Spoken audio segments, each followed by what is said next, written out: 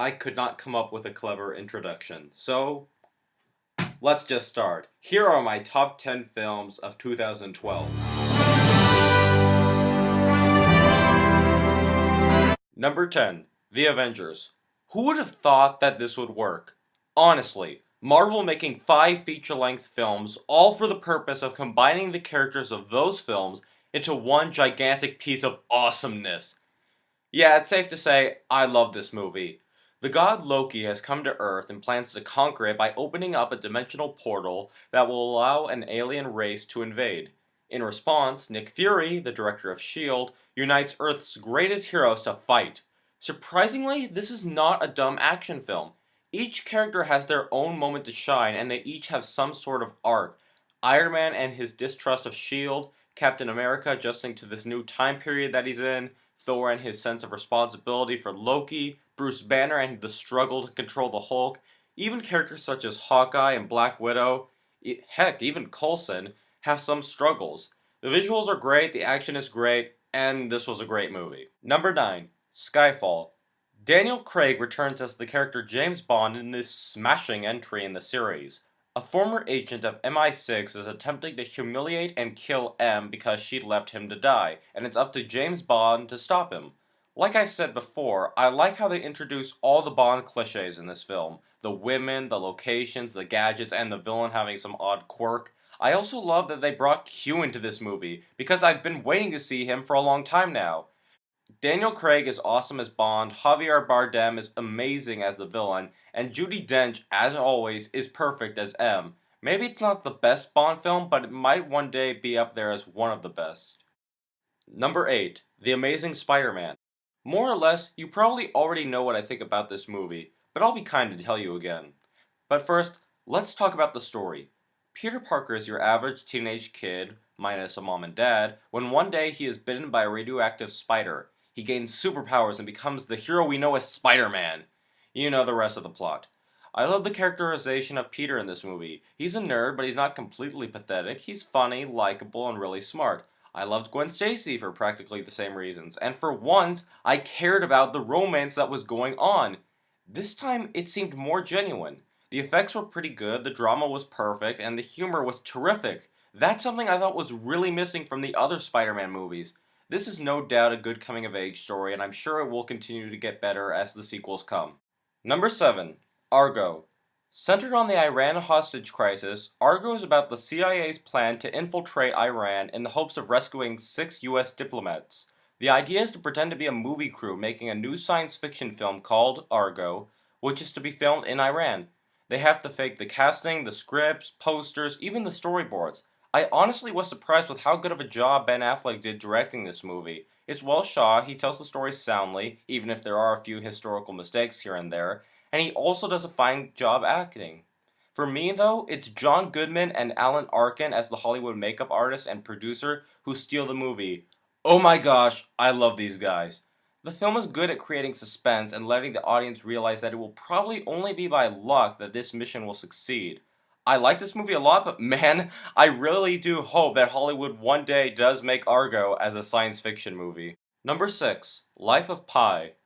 I walked into this movie completely blind. All I knew was that it had to do with a boy and a tiger on a raft. However, I was in it for a great surprise when I saw what director Ang Lee had to offer. The story is about a boy named Pi who loses his family when the ship that they are on sinks. Pi is left on a raft and his only companions are an orangutan, a zebra, a hyena, and a tiger named Richard Parker. Soon, it's just Pi and Parker, and Pi must find a way to survive the conditions he is in. Pi's situation is just perfect. He needs to get to shore or find a boat, he needs to survive the tiger, and he needs to feed himself and the tiger so that the tiger won't eat him. Pi is also a likable character. He's smart, curious, and has a lot of emotion. The visuals are remarkably impressive and beautiful to watch. The ending is also a very nice touch, something that gets the audience to think about. Life of Pi is a delicious treat. Number 5, The Hobbit.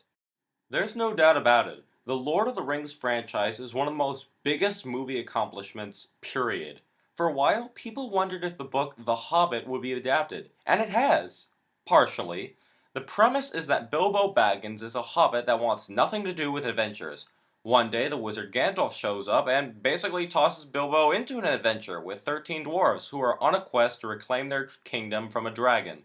What worried me the most about this one was how they were going to present the tone, and for the most part, it's presented well. It begins lightheartedly and then becomes a bit of an adventure, and then it gradually becomes darker. Weta Digital did a good job, as usual, with the effects. I adored the music and singing, and I thought the acting was very well done. But what makes this movie so good is that it has Christopher Lee. Maybe a bit too long, but if you want a really good fantasy movie, check this one out. Number 4, The Dark Knight Rises. Let's get to it then. 8 years after The Dark Knight, Gotham is living a wonderful crime-free life until a terrorist named Bane comes to town and forces Batman out of retirement.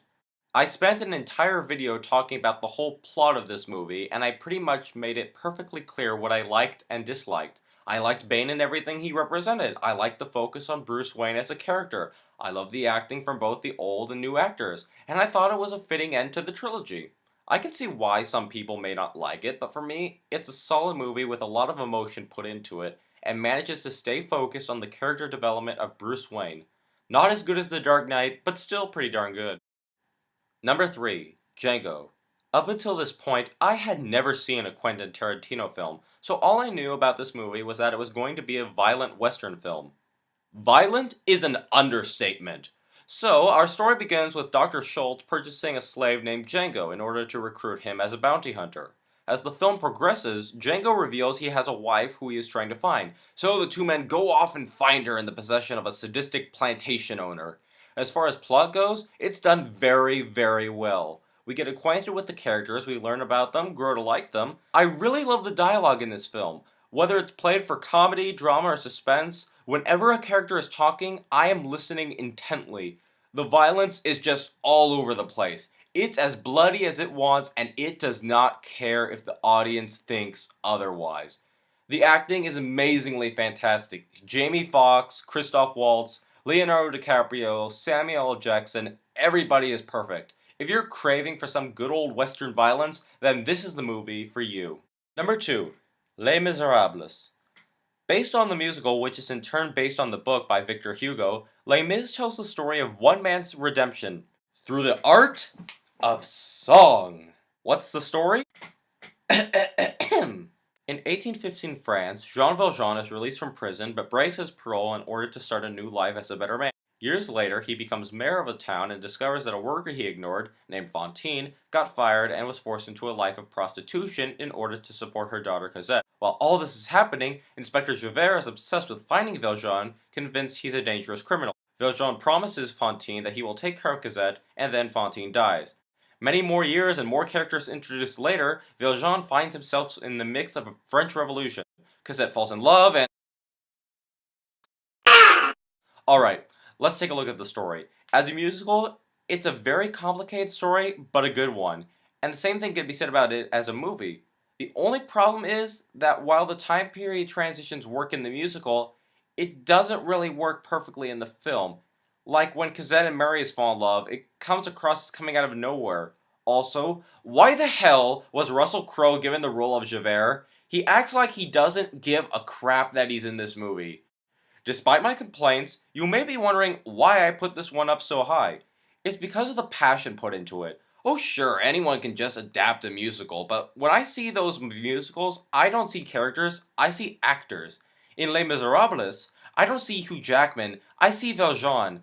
I don't see Anne Hathaway, I see Catwoman, I mean Fantine. Even if some of the actors aren't professional singers, they do a fantastic job acting as they sing. The one simple long shot of Fantine singing I Dream the Dream is a triumph when it comes to expressing the emotions of the character and the situation. This is most definitely a must-see movie, and it is also a must-see musical. See the movie, ignore Russell Crowe, then see the musical, and then insert the musical versions of Javert into your memory of the movie, so you can replace Russell Crowe's Javert with the musical Javert. It just might work. And the number 1 movie of 2012 is...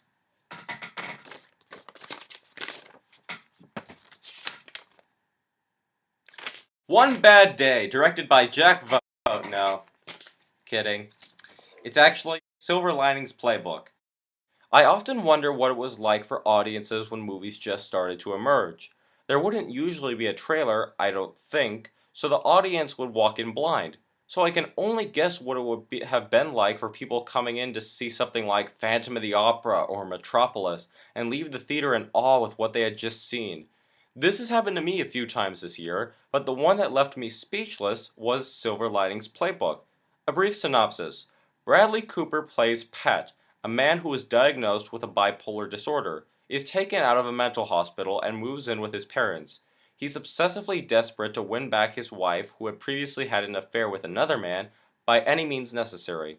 While on this mission, he meets Tiffany, played by Jennifer Lawrence, a woman who is a recovering sex addict and may have some mental problems of her own. Learning that Tiffany knows his wife, Pat asks Tiffany to send his wife the letter. Tiffany agrees under the condition Pat does something for her, and from there the movie takes flight. As a story, it's beautiful and extremely emotional to watch. However, what invested me the most were the characters. I found practically all of them to be so thought provoking. Pat suffers from his mood swings, but he also suffers from his conceived love of his wife, when, in reality, he doesn't notice that she does not appear to show the same feelings. He meets Tiffany, and when he first gets to know her, he continuously stresses the fact that he is not attracted to her. There's a scene in the movie when he's talking to his therapist, which I think raises a good point for anyone who can relate to Pat in this situation. He's afraid that if he becomes closer with Tiffany, he will be cheating on his wife. This thought drives the movie forward, and it's through that thought that Pat has to learn the concept of moving on. All the other characters have their own fascinating backstories and problems. Tiffany and the reason for her sex addiction, Pat's father and his gambling, even minor characters like Pat's friend Ronnie and his troubled marriage. The heart of this film really comes from Jennifer Lawrence as Tiffany. She pulls off every emotion astoundingly, all her lines sound genuine, and you end up really sympathizing with her. I find it funny that my favorite movie of the year had no villain, no action, no CGI or 3D, but was a simple story about some surprisingly complex characters. There are more praises to be said about Silver Linings Playbook, but I'm hoping that these few words will inspire others to view this movie and share their opinion about it. This is one movie that you most definitely need to see. So, in the words of Pat, Excelsior. And there you have my top 10 films of 2012. Thanks for watching, and here's to a new year of films.